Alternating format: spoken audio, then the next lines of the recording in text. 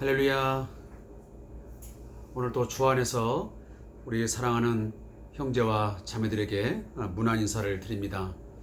주일 이후로 3일 동안 우리 모두에게 하나님께서 많은 풍성한 은혜들을 베풀어 주심으로 또 건강하게 또 평안한 가운데서 지낸 줄로 믿습니다.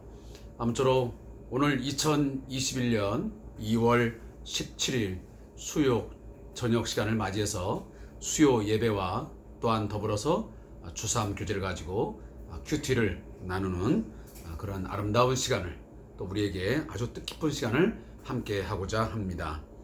오늘 우리 사랑하는 성도들과 함께 대면 예배 가운데서 수요 예배를 하지는 못하지만 그러나 우리 다 같이 한 마음으로 또 우리 한 주 한 하나님을 향하여 성령 안에서 예배하기를 원합니다.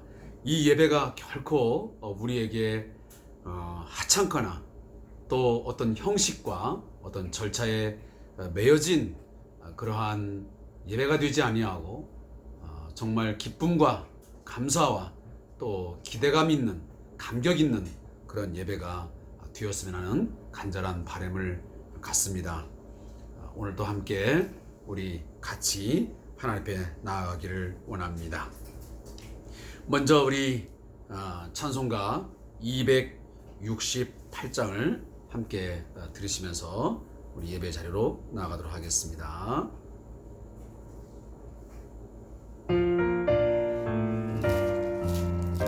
268장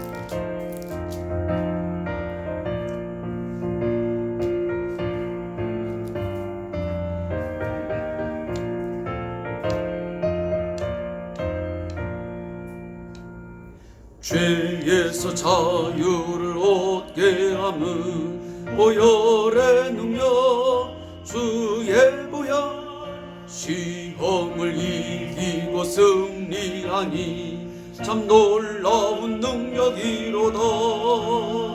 주의 보혈 능력 있도다. 주의 피 믿어 주의 보혈 그 어린 양의 매우 귀중한 피로다.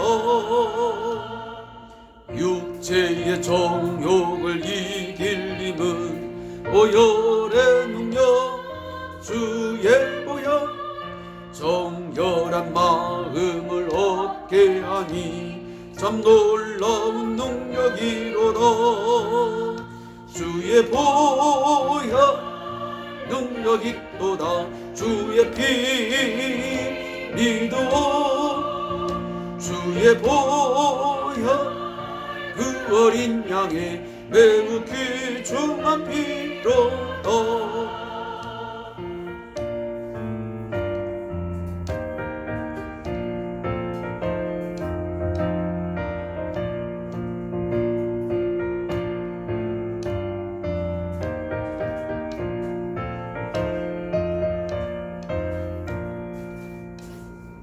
눈보다 더 이게 밝히는 것 보혈의 능력 주의 보혈 중정한 모든 것 밝히시니 참 놀라운 능력이로다.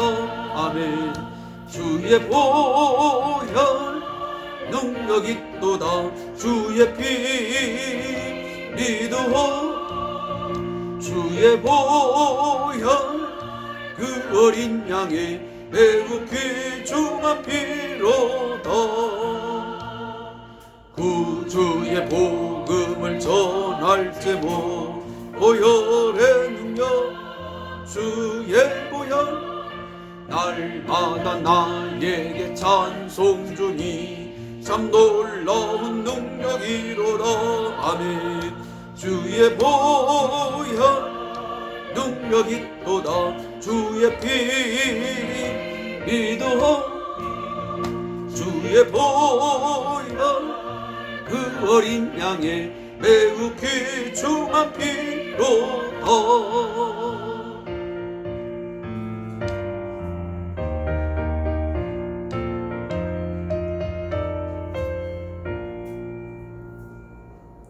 아멘.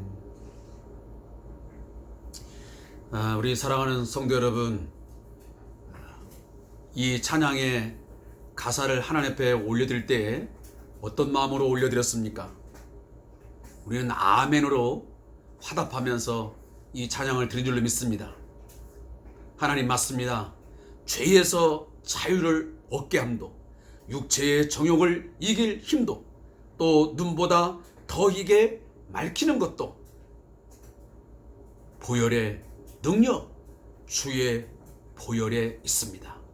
그 보혈의 피가, 그 주 예수 그리스도의 거룩한 피가 우리로 하여금 죄와 죽음의 아래서 우리를 건지셨고, 그 예수의 피로 말미암아 육체의 정욕을 우리가 이기게 되고, 우리는 오직 성령을 쫓아서 행할 수 있는 우리가 그 의미를 깨닫게 되어지고, 거기에서 우리가 근원, 다시 말하면 가장 그 어떤 밑바탕이 되는 힘을 공급받게 되는 것입니다.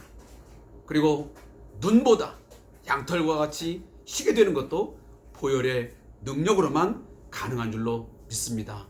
이 믿음을 꼭 가지시고, 이 확신 가지고 우리가 어떤 상황, 어떠한 형편이든지 주 예수 그리스도의 보혈의 그 피 흘려 주심을 감사하면서 감격함으로 매일매일의 삶을 감사 속에서, 감격 속에서 살아가시고, 그리고 우리가 매일 삶 속에서 묻어나는 우리의 죄와 많은 또 허물들을 그의 피공로 의지하여 회개함으로 씻음받고, 마지막 날 주 앞에 서는 그때까지 우리의 몸과 우리의 모든 영혼이 하나님 앞에 거룩한 자로 그렇게 보존되어지기를 간절히 바라고 간구합니다. 자, 오늘 함께 우리 묵상할 말씀은 마가복음 10장 32절부터 40절의 말씀을 함께 우리 읽고 묵상하겠습니다.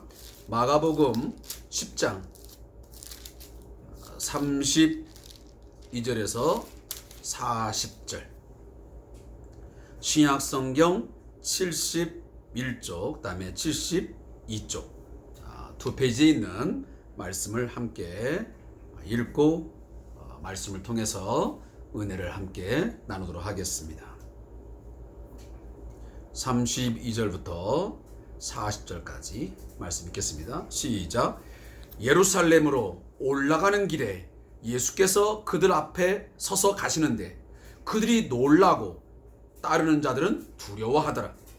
이에 다시 12 제자를 데리시고 자기가 당할 일을 말씀하여 이르시되, 보라, 우리가 예루살렘에 올라가노니 인자가 대제사장들과 서기관들에게 넘겨짐에 그들이 죽이기로 결의하고 이방인들에게 넘겨주겠고, 그들은 능욕하며 침뱉으며 채찍질하고 죽일 것이나 그는 3일 만에 살아나리라 하시니라. 세베대 아들 야고보와 요한이 주께 나와 여짜오되, 선생님이여, 무엇이든지 우리가 구하는 바를 우리에게 하여 주시기를 원하옵나이다. 이르시되, 너희에게 무엇을 하여 주기를 원하느냐? 여짜오되, 주의 영광 중에서 우리를 하나는 주의 우편에 하나는 좌편에 앉게 하여 주옵소서. 예수께서 이르시되, 너희는 너희가 구하는 것을 알지 못하노다. 내가 마시는 잔을 너희가 마실 수 있으며 내가 받는 세례를 너희가 받을 수 있느냐? 그들이 말하되, 할 수 있나이다. 예수께서 이르시되, 너희가 내가 마시는 잔을 마시며 내가 받는 세례를 받으려니와 내 좌우편에 앉는 것은 내가 줄 것이 아니라 누구를 위하여 준비되었든지 그들이 얻을 것이니라. 아멘.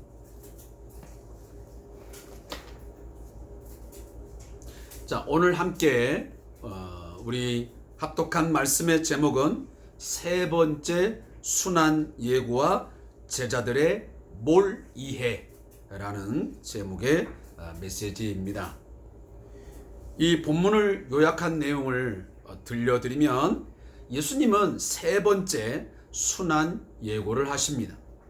하지만 제자들은 여전히 섬김을 받는 자가 되려는 야망을 붙들고 서로 싸웁니다.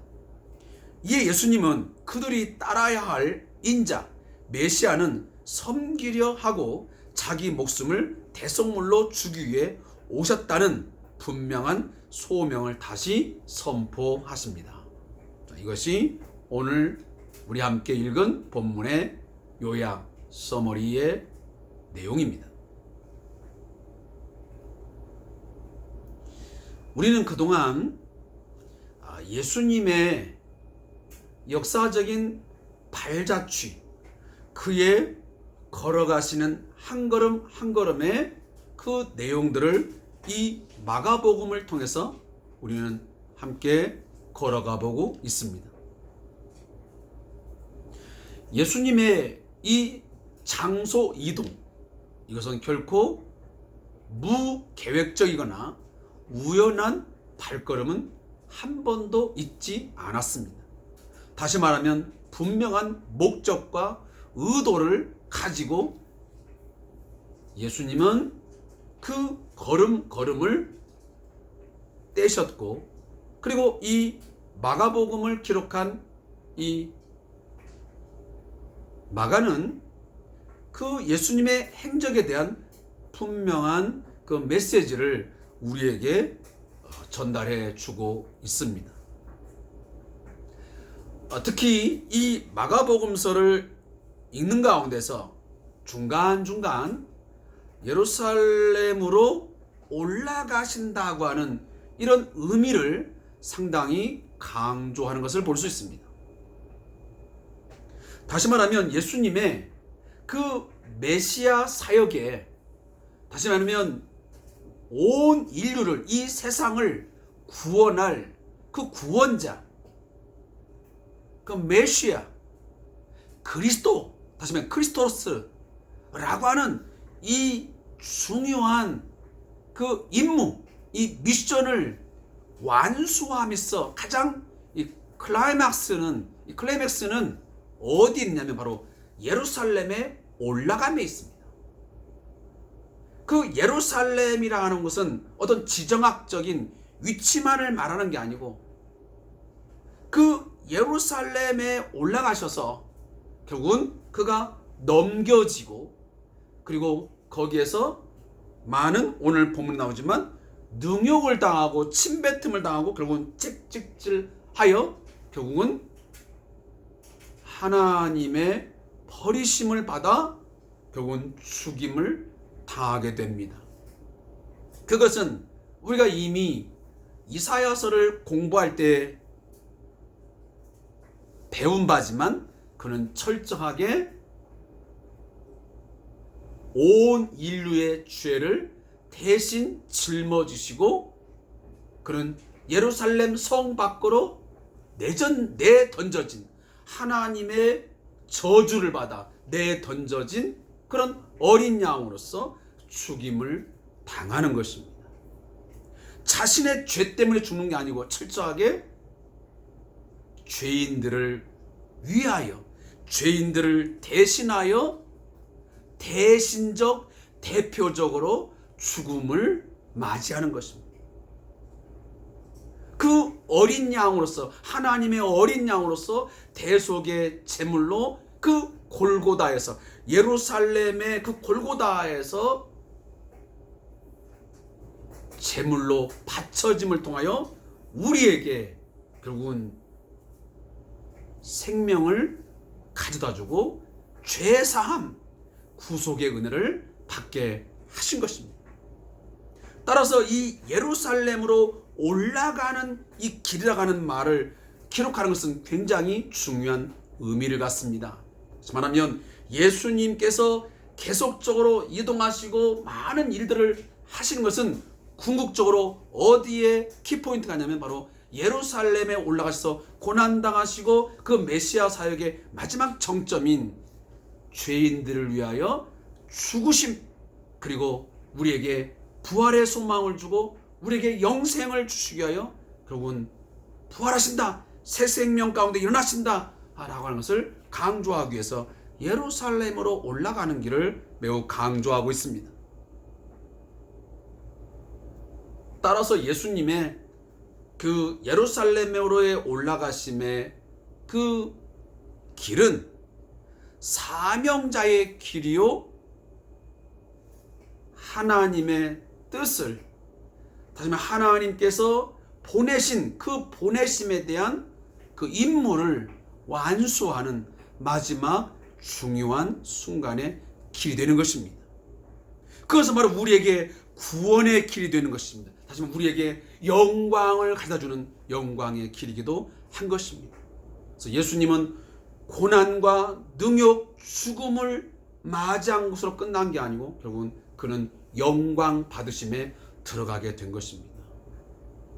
사랑하는 성도 여러분, 우리가 이 내용을 보면서 무엇을 느끼냐면, 우리가 철로 역정이라고 하는 그 귀한 서적을 통해서 본 것처럼 우리 믿는 자들도, 우리 예수 믿는 자들도 그 새 하늘과 새 땅, 새 예루살렘, 하나님께서 주시는 그 영광스러운 새 예루살렘 성, 아니면 천국을 향하여 지금도 우리는 한 걸음 한 걸음 걸어가고 있는 것입니다. 하나님께서 우리를 이 땅에 보내시고 그 보내심에 합당한 그 사명을 감당하기 위해서 오늘도 우리는 그곳을 향하여, 저 천성을 향하여 걸어가고 있음을 우리는 잊어서는, 한순간도 잊어서는 안 됩니다. 우리를 하나님이 이 땅에 보내시고 하루하루를 살게 하신 것은 아무런 계획도 없이, 목적 없이 우리를 살게 하시거나 우리를 걸어가게 하신 것이 아닙니다. 물론 우리는 나그네와 같은 삶을 살아가지만 목적 없는 나그네의 삶이 아니고 우리는 분명한 목적지를 갖고 있는 그런 나그네라는 것을 우리는 잊지 말아야 됩니다. 따라서 복음을 위하여, 주를 위하여 고난받고 때로는 능욕을 당하며 때로는 많은 어려움을 당하지만, 고통을 당하지만 마침내는 그 영광의 그날이 있음을 믿으시기 바랍니다. 주님이 고난과 역경과 마지막 죽음으로써 하나님 앞에 충성하고 하나님 아버지의 말씀에, 하나님의 뜻에 전적으로 순종할 때에 그에게 다시 부활과 그리고 하나님 보좌에 앉으심과 그의 영광이 주어진 것처럼 우리 또한 고난 뒤에 영광이 있을 것을 믿습니다. 잠시 받는 고난 때문에 그 영광을 저버리지 말고 영원한 영광을 바라보면서 오늘 우리가 당하고 있는 잠시 동안 받는 물질적 아니면 여러 가지 사회적 나름대로의 신앙적인 환난과 역경, 고난을 믿음으로 기쁘고 즐겁게 감당할 수 있기를 부탁합니다. 가장 어리석은 자가 누굽니까? 어리석음이 어디 있습니까? 못 배운 겁니까? 아닙니다. 가장 어리석은 것은 그 영원한 것을 생각지 못하고 잠시 잠깐 그 즐거움, 그 무언가를 모면하기 위해서 잠깐의 것을 선택하는 것이 가장 미련한 것입니다. 어리석은 것입니다. 그러나 지혜로운 사람은 영원한 것을 바라보기에, 더 좋은 날, 더 좋은 것을 알기에 잠시 받는 고난을 그냥 견디고 이겨내고 극복하는 것입니다. 여러분 어떠한 길을 선택하시겠습니까? 오늘 예수님은 바로 이 영원한 구원의 길, 하나님이 주신 그 사명을 완수하는 그 길을 올라가면서 주저하지 않습니다. 여기 오늘 본문에서 뭐라 합니까? 예루살렘으로 올라가는 길에 예수께서 그들 앞에 서서 가신다 했습니다. 이 단어 하나하나가 거저 쓰여진 게 아닙니다. 예수님은 멀찌감치 제자들 뒤에서 걸어가는 걸음이 아니었습니다. 예루살렘이 가까워지면 가까워질수록 하나님이 주신 자신의 사역을 완수하는 마지막 그 클라이막스에 가면 갈수록 그는 더 당당하고도 힘차게 앞에 서서 가시는 걸음이었습니다. 머뭇거리는 걸음이 아니었습니다. 눈치 보면서 걸어가는 걸음이 아니었습니다. 손익계산을 하면서 걸어가는 걸음이 아니었습니다. 이것저것 따져가면서 걸어가는 그 예루살렘으로 가는 길이 아니었습니다. 하나님의 뜻이기에, 아버지의 뜻이기에 그는 거침없이 예루살렘을 향하여 걸어갑니다. 그 예루살렘에 입성하게 되면, 예루살렘에 올라가게 되면 그가 어떠한 일을 당할지 다 아셨습니다. 이방인에게 넘겨지고 대사님과 서기관들에게 넘겨지게 되고 능욕을 당하고 채찍질 당하고 죽임을 당할 것을 다 아셨습니다. 그럼에도 불구하고 그는 당당하게 그리고 의연하게 그 길을 걸어가셨습니다. 이것을 보면서 오늘 제자들도 그리고 예수님을 따르는 자들이 놀라고 두려워했던 것입니다. 그 신적인 그 영광스러운 그 담대함, 그 의연함에 그들은 놀랐던 것입니다. 그런데 안타까운 일이 있습니다. 이처럼 예수님은 예루살렘에 자신의 그 메시아의 사역을 완수하기 위해서 결국은 고난과 그리고 많은 치욕을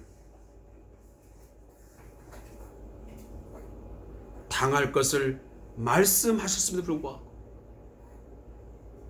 오늘 제자들은 그 예수님의 가시는 길을 이해하지 못했습니다. 따라서 오늘 제목이 뭐냐면 세 번째 순환 예고와 제자들의 몰 이해입니다. 지금 예수님은 세 번째 자신의 고난을, 죽음을 예고했습니다. 첫 번째가 8장 31절에 나왔던 것, 그리고 두 번째가 9장 31절 부분에 나왔던 것이고, 오늘 바로 세 번째가 이 10장 33절 34절에 기록되고 있습니다.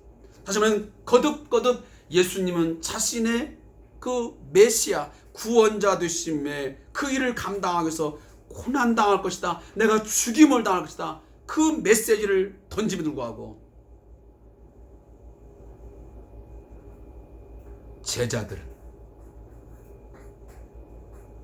예수님의 그 입을 통해서 나오는 메시지를 들음에도 불구하고 그 예루살렘에 올라가는 길을 왜 올라가는지를 이해하지 못하고 결국은 그 이후로 엉뚱하고도 기가 막힌, 다시 말하면 기가 찬 요구를 합니다.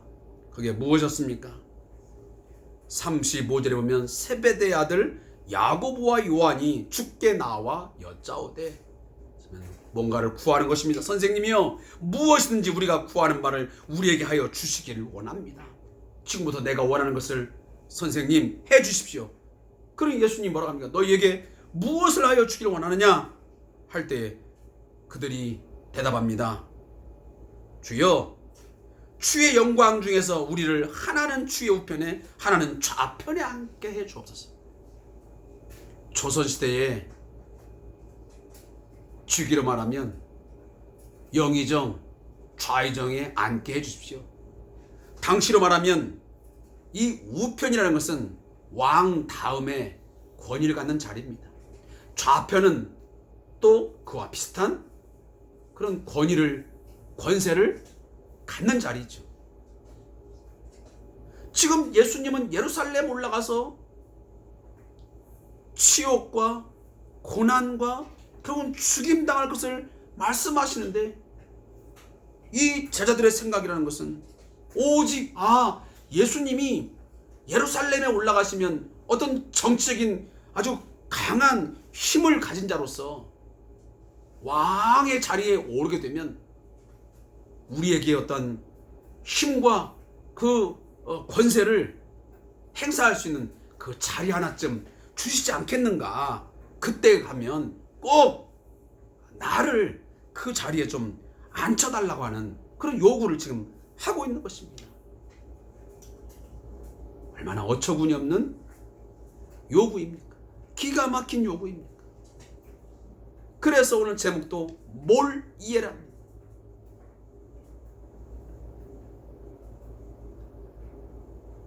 저는 이 말씀을 읽으면서 묵상하면서 무슨 생각이 드냐면,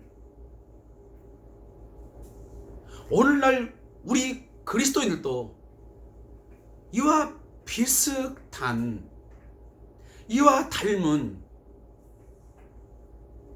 그런 신앙생활을 하는 경우도 참 많을 수 있겠다 하는 생각을 갖습니다. 예수님께서 우리에게 원하고 바라는 것은 무엇이라고, 이것이라고 던져주시는데, 우리로 하여금 경험하게 하시고 들려주시고 보여주시는데, 그것을 이해하지 못하고 무지하여 우둔하여 깨닫지 못하고 전혀 다른 그 무엇을 요구하고 있단 말이에요. 너희는 나와 복음을 위해서 자기를 부인하고 자기 십자가를 지고 나를 따르라고 말씀하십니다.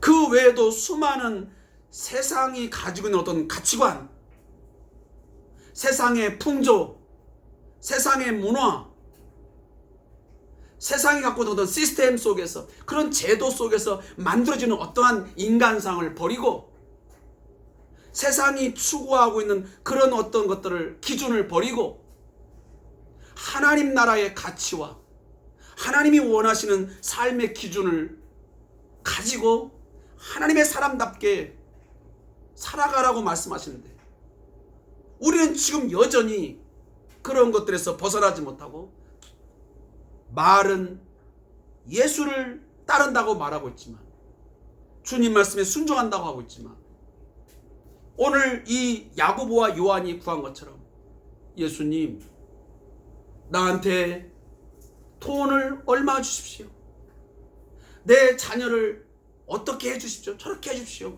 물론 그것이 완전히 잘못되다는 말은 아닙니다. 그러나 거기에 예수 믿는 목적이, 우리가 신앙생활하는 그 이유가, 예수님을 따르는 그 어떤 목적하는 바가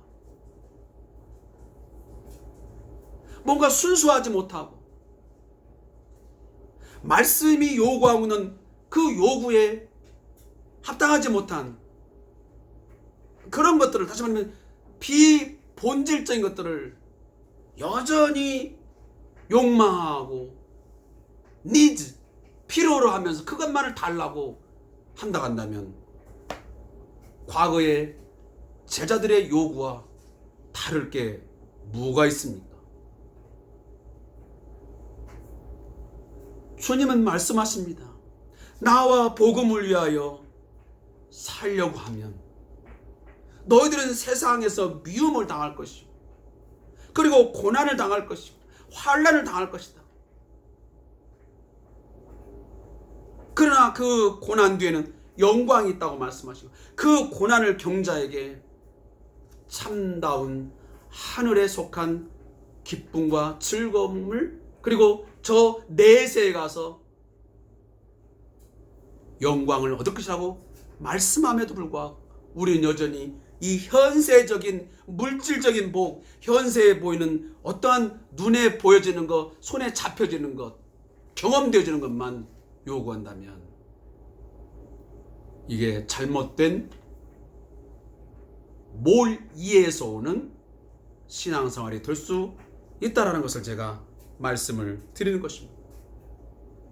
오늘 본문에 두면 예수님 마음이 얼마나 답답했으면 뭐라고 말씀하십니까? 너희들이 지금 하나는 우편에 하나는 좌편에 지금 앉혀달라고 요구를 하는데, 38절 보니까 예수께서 이르시되 너희는 너희가 구하는 것을 알지 못하는다. 내가 마시는 잔을 너희가 마실 수 있으며 내가 받는 세례를 너희가 받을 수 있느냐. 예수님의 솔직한 심정을 지금 애둘러 표현하는 것입니다. 그 하나님 우편에, 주의 우편에, 좌편에, 다시 말하면 나의 우편과 좌편에 앉는다는 것이 어떤 자리이며, 그런 것들을 얻으려면 어떤 것을 지금 감내해야 되는지 너희가 도무지 이해하지도 못하고 알지도 못하고 있구나. 그 자리에 앉으려면 내가 마시는 잔 그리고 내가 받는 세례를 너희가 받아야 되는데 그것이 무엇입니까? 여기 내가 마시는 잔은 바로 고난의 잔이요 십자가의 죽음의 잔입니다. 그래서 예수님이 뭐라고 합니까? 겟셋마네 동산에 가서 마지막 하나님 앞에 처절하게 기도할 때, 마지막 하나님 앞에 씨름하며 기도할 때 뭐라고 합니까? 아버지요, 할 수만 있으면 이 잔을 옮기시옵소서. 그 잔이 뭡니까? 바로 고난의 잔이요 죽음의 잔이요. 아버지의 뜻을, 하나님의 뜻을 순종하기 위해서는 바로 이 고난과 죽음의 잔도 마실 수 있어야 된다는 거죠. 그리고 내가 받는 세례를 너희가 받을 수 있는, 여기 세례도 그 의미하는 바가 무엇입니까? 그것도 고난과 죽음입니다. 세례가 뜻하는 게 뭡니까? 세례는 예수와 함께 죽고 예수와 함께 다시 사는 것이 바로 세례가 상징하는 귀한 의미가 되는 것입니다. 나와 함께 죽고 다시 함께 살아나는 것, 그것이 바로 예수가 받는 세례였습니다. 한마디로 말하면 나와 함께 고난을 당하고 나와 함께 죽음을 맞이할 수 있겠느냐, 그 잔과 세례를 네가 받을 수 있겠느냐 라고 예수님이 말씀하신 거죠. 그랬더니 오늘 이 야고보와 요한은 여전히 그 뜻이 무엇인지를 이해를 못하고 아주 자신감 있게 말합니다. 뭐라고? 39절 보니까 그들이 말하되 할 수 있나이다. 그래서 여러분, 예수님은 너희는 내가 마시는 잔을 마시며 내가 받는 세례를 받으려니와, 이 말은 그래? 네가 할 수 있다고? 그래, 맞아. 예수님은 그 야고보와 요한이 어떤 죽음을 당할 것인가를 미리 아셨습니다. 결국 훗날 이 야고보와 요한은 예수님을 위해서, 복음을 위해서 이 고난과 죽음의 잔, 다시 말하면 순교의 잔을 마셨습니다.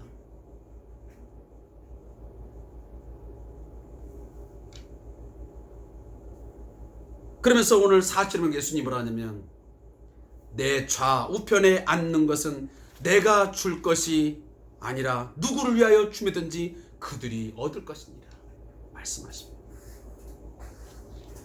사랑하는 성도 여러분,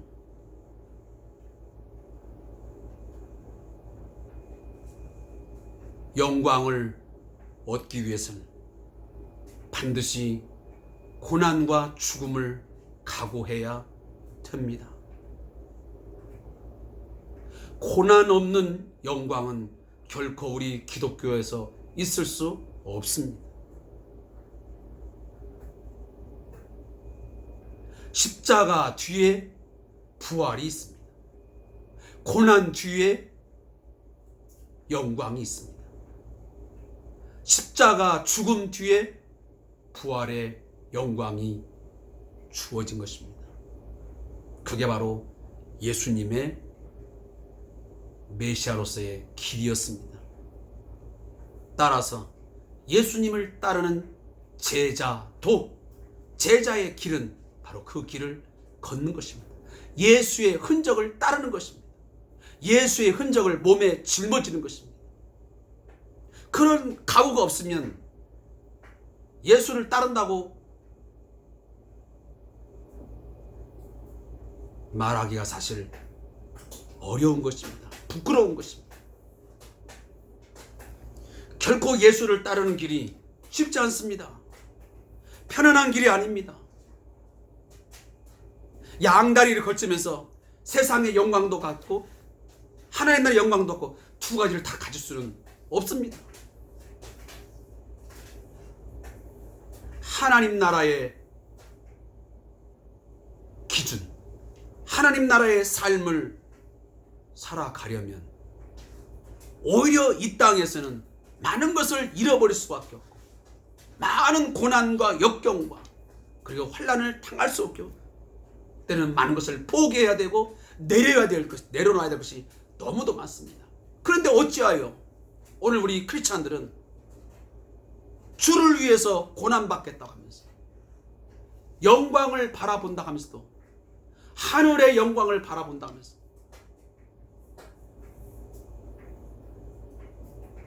그 마음이 하늘에 있다고 말하면서도 여전히 우리는 이 땅의 것을, 이 썩어질 것을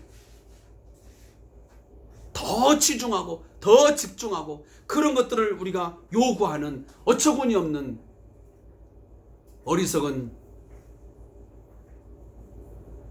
기도를 하며 그걸 추구하며 살아가는 것입니까? 더 이상 주를 따른다고 말하면서 세상을 따르는 이중적인 모습을 갖지 않기를 바랍니다. 우리가 세상 속에 살아가고 있지만 우리는 세속화되어서는 안 됩니다. 분명한 구별됨, 거룩성을 한순간도 우리는 잊어버려서도 안 되고 잃어버려서도 안 됩니다. 우리는 하나님 나라의 삶을 살 것이냐 아니면 세상 나라를 쫓아 살 것이냐, 예루살렘을 향하여 살아갈 것이냐 아니면 저 다른 길로 걸어가며 살 것이냐. 말로만 예루살렘 성을 향하여 걸어가지 말고 예루살렘 성을 향하여 가는 길은 그렇고 결코 평탄하거나 쉬운 길이 아닙니다. 예수님이 바로 그렇게 예루살렘 성을 향하여 걸어가셨습니다. 마지막 하나님의 뜻을 완수하여 그 길을 걸어가는 그렇게 가셨다는 겁니다. 우리 또한 그러한 삶이 우리에게 있기를 다시 한번 바랍니다. 자, 저자의 묵상을 읽고 제가 말씀을 정리하겠습니다. 예수님은 예루살렘의 고난과 죽음이 기다리고 있다는 것을 아셨지만 그럼에도 올라가신다. 그러나 그의 예루살렘 행이 자멸의 길이 아닌 것은 부활 때문이다. 고난 후에 부활이 기다리고 있는 것이다. 예수님께서는 세 번째로 인자가 가는 고난과 영광의 길을 제자들에게 가르친다. 그러자 두 제자가 나와 예수님의 좌우 자리를 그들에게 달라고 요구한다. 예수님은 고난 후 영광을 이야기하셨지만 그들은 고난 없는 영광만을 기대한 것이다. 예수님이 가져오신 하나님 나라를 지금 여기서 살아가는 그리스도인들이 잊지 말아야 할 것이 있다. 하나님의 나라가 완성되는 시점의 부활은 복음과 예수님으로 인해 겪는 고난 후에 주어진다는 사실이다. 예수님이 그 길을 가졌고 처음에는 실패한 제자들 역시 결국에는 그 길을 갔으며 우리의 믿음의 선배들 역시 그 길을 걸어갔다. 교회의 영광은 울며 복음의 씨를 뿌리러 나간 이들에게 주어지는 선물이다. 무릎기도 하나님, 고난 가운데 있는 교회와 성도를 도우시어 우리가 하늘의 영광을 바라보며 이 환난을 잘 견디게 하소서. 아멘.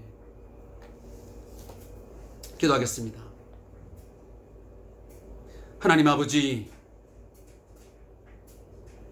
잠시 받는